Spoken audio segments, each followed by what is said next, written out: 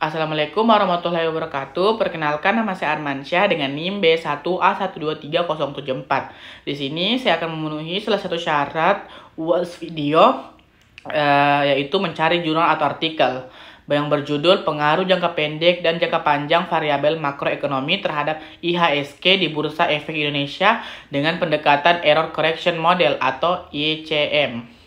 Tahapan olah data di EViews di sini ada 4. Yang pertama itu uji stationaritas, regresi jangka panjang, estimasi ECM jangka pendek, uji asumsi klasik. Yang pertama, uji stationaritas. Saat menganalisis data time series, hal utama yang perlu dilakukan adalah mengecek stationaritas data sebelum diproses lebih lanjut. Untuk metode ECM, pastikan semua variabel tidak stasioner di level. Jadi tahap awal dalam tutorial ini adalah menguji stasionaritas semua variabel supaya praktis. Uji bisa dilakukan sekaligus, tidak perlu satu persatu. Caranya di work file ECM, blok semua variabel yang digunakan, klik kanan, open as group, lalu akan muncul tampilan seperti berikut. Langkah uji stasionaritas ECM di EViews. Yang pertama itu, setelah variabel dibuka sebagai grup, klik View Unit Root Test. Yang kedua, di jendela grup Unit Root Test, ubah test tab ke yang ada data individual agar tiap variabel dicek satu persatu. Yang ketiga, pastikan type data masih di level, lalu klik OK. Dan yang terakhir, hasil output akan tampil dan bisa dilihat variabel mana yang stasioner atau tidak. Terus yang selanjutnya, lihat kolom probability bagian bawah. Yang pertama, jika semua p-value di atas 0,05 berarti tidak ada variabel stasioner di level. ECM bisa dilanjutkan. Untuk menyimpan hasil, klik freeze lalu name. Untuk memberi nama output tersimpan akan muncul sebagai objek tabel di work file. Gunakan cara ini untuk menyimpan output lainnya. Kalau sudah dipastikan tidak ada stasioner di level, ulangi langkah uji stasionaritasnya tapi dengan data satu difference. Untuk contoh saya akan berikan semua variabel stasioner pada tahap ini, sehingga pada output berikutnya nilai kolom probability-nya semua variabel berada di bawah 0,05. Misalnya ada saja kasus di mana satu variabel tidak stasioner pada difference pertama seperti yang lain, maka kita harus mendiferenskan semua variabel lagi ke dua difference dan seterusnya sampai semua stasioner. Hasil uji stasioner bisa dilihat pada tabel 1. Tabel ini menunjukkan bahwa semua variabel seperti IHSG, IHK atau inflasi, kurs jumlah uang beredar, tingkat bunga SBI, harga minyak dunia, dan net ekspor memiliki nilai p-value yang lebih besar dari 0,05. Contohnya, IHSG memiliki p-value sebesar 0,9938 dan IHK sebesar 0,9583. Dengan demikian, berdasarkan uji kriteria uji, hipotesis 0 tidak ditolak, artinya semua variabel tidak stasioner pada level karena sifat data time series harus stasioner agar dapat dianalisis lebih lanjut. Maka dilakukan uji lanjutkan pada difference yang pertama.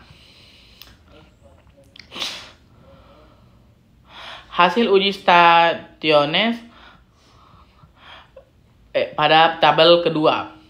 Hasil uji stasioner pada difference pertama disajikan pada tabel 2 yang menggunakan metode ADF test. Dengan parameter yang sama dalam tabel tersebut, seluruh variabel di difference satu kali ditandai dengan awalnya huruf D seperti DHISG, DHIK, D-kurs, dan seterusnya. Hasil menunjukkan bahwa p-value-nya di bawah 0,05, misalnya DHISG adalah 0,000 dan DRSBI adalah 0,002. Artinya hipotesis 0 ditolak dan seluruh variabel telah menjadi stasioner setelah dilakukan diferensial pertama. Dengan demikian, semua variabel dinyatakan terintegrasi orde 1 yang menjadi syarat penting sebelum dilanjutkan ke uji kointegrasi dan pembentukan model error correction model atau ECM. Regresi jangka panjang. Menyusun persamaan regresi tahap ECM 2. Setelah semua variabel stationer difference blok lagi variabelnya ke work file ECM. Terus klik open as question. Terus muncul jendela baru.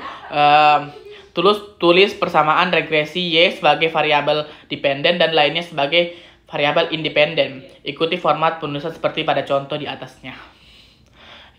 Terus yang kedua, pada pilihan yang lain tidak perlu diubah setelah ditulis persamaan, langsung klik OK. Berikutnya akan muncul output yang berisi estimasi dan koefisien-koefisien tiap variabel bebas. Perhatikan nilai-nilai signifikan yang dilingkari pada gambar di bawah. Hasil regresi jangka panjang.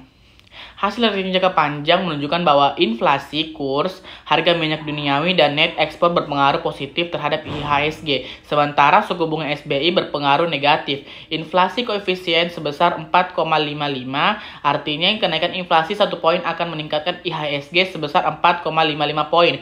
Kurs juga berdampak positif dengan kenaikan 1 poin, kurs menaikkan IHSG sebesar 0,139 poin. Harga minyak dunia memberikan pengaruh signifikan dengan koefisien 7,42 yang berarti setiap kenaikan harga minyak mendorong kenaikan IHSG. Uji kointegritas. Setelah membuat persamaan regresi jangka panjang, langkah selanjutnya adalah model ECM adalah menyimpan residual dan persamaan tersebut. Residual ini penting akan digunakan untuk menguji kointegritas dan membentuk model ECM. Secara default, Fuse menyimpan residual dalam variabel sementara bernama resid yang nilainya bisa berubah-ubah setiap kali persamaan baru dibuat. Agar residual ini tidak berubah, kita harus perlu menyimpan variabel tetap. Caranya cukup mudah, yaitu mengetik perintah genres resid command window lalu tekan enter. Setelah itu variabel baru bernama res akan muncul dan dapat digunakan pada tahap analisis selanjutnya. Uji kointegritas. Setelah membuat variabel res, uji stationaritasnya seperti biasa. Klik kanan, open, view, unit truth test, level, terus klik OK. Jika prop di bawah 0,05 berarti res stationernya karena variabel menunjukkan adanya kointegritas antar variabel. Artinya model ECM bisa dilanjutkan ke persamaan jangka pendek. Hasil uji kointegritas. Uji dilakukan untuk memastikan adanya hubungan jangka panjang antar variabel karena seluruhnya variabel sebelumnya tidak stationer pada level tetapi stationer setelah difference, maka uji kointegritasnya melalui residual model regresi dengan menggunakan model ADF. Estimasi model jangka pendek. Pada tahap ini, regresi jangka pendek dengan variabel yang sudah dibentuk first difference ditambah res sebagai koreksi kesalahan. Caranya klik quick estimate question lalu masukkan persamaan sesuai format dan klik OK untuk menampilkan hasilnya. Pada regresi jangka pendek, pastikan prop F statistik di bawah 0,05 lalu cek res koefisiennya harus negatif dan signifikan probabilitasnya di bawah 0,5. Setelah itu dilihat probabilitasnya masing-masing variabel untuk menentukan yang signifikan di bawah prop 0,05. Hasil ECM jangka pendek. Hasil ECM jangka pendek menunjukkan pengaruh masing-masing variabel terhadap perubahan IHSG dalam jangka pendek berdasarkan persamaan yang ditampilkan. Inflasi berpengaruh negatif signifikan terhadap IHSG dengan koefisien minus 17,46290 yang artinya kenaikan inflasi 1% menurunkan IHSG sebesar 17,7 poin. Uji asumsi klasik normalitas. Berdasarkan gambar di atas didapat bahwa p-value-nya lebih kecil dari 5% yang berarti data tidak normal. Uji asumsi autokorelasi. Uji autokorelasi dilakukan memastikan bahwa residual dalam ECM tidak saling signifikan berhubungan antar waktu. Uji asumsi klasik heteroskedastisitas. Uji heteroskedastisitas dilakukan untuk memastikan bahwa varians residual dalam model ECM bersifat konstan. Uji asumsi klasik, uji God of Fit.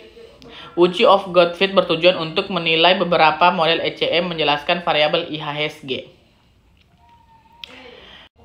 Interpretasi hasil artikel. Hasil penelitian menunjukkan bahwa dalam jangka pendek, inflasi, kurs, dan harga minyak dunia berpengaruh signifikan terhadap IHSG. Sedangkan jumlah uang yang beredar, suku bunga, dan net ekspor tidak. Dalam jangka panjang, inflasi, kurs, harga minyak, dan net ekspor berpengaruh signifikan, sementara suku bunga tidak signifikan. Nilai koefisien ACT sebesar minus 0,035 menunjukkan proses penyesuaian menuju keseimbangan jangka panjang. Model ECM dinyatakan valid karena lolos uji asumsi klasik dan mampu menjelaskan hubungan jangka pendek dan jangka panjang antar variabel makroekonomi dan IHSG. Yang terakhir itu hasil uji hipotesis dan koefisien. Hasil uji hipotesis dan koefisien menunjukkan bahwa inflasi berpengaruh negatif signifikan terhadap IHSG dalam jangka pendek dan positif signifikan dalam jangka panjang. Jika H1 diterima, kurs berpengaruh positif signifikan dalam kedua jangka waktu, mendukung H2. Jumlah uang yang beredar pada suku bunga SBI tidak berpengaruh signifikan baik dalam jangka pendek maupun panjang, sehingga H3 dan H4 ditolak. Harga minyak dunia berpengaruh positif signifikan dalam jangka pendek dan panjang. Menurut H5, net ekspor hanya berpengaruh signifikan dalam jangka panjang, sehingga H6 diterima sebagian. Koefisien tertinggi jangka pendek adalah inflasi minus 17,46 dan harga minyak plus 6,66, sedangkan jangka panjang adalah suku bunga SBI minus 17,30 dan harga minyak dunia adalah plus 0,742, menunjukkan berpengaruh variabel tersebut terhadap IHSG. Itulah UAS video saya. Lebih dan kurangnya mohon dimaafkan. Waalaikumsalam warahmatullahi wabarakatuh.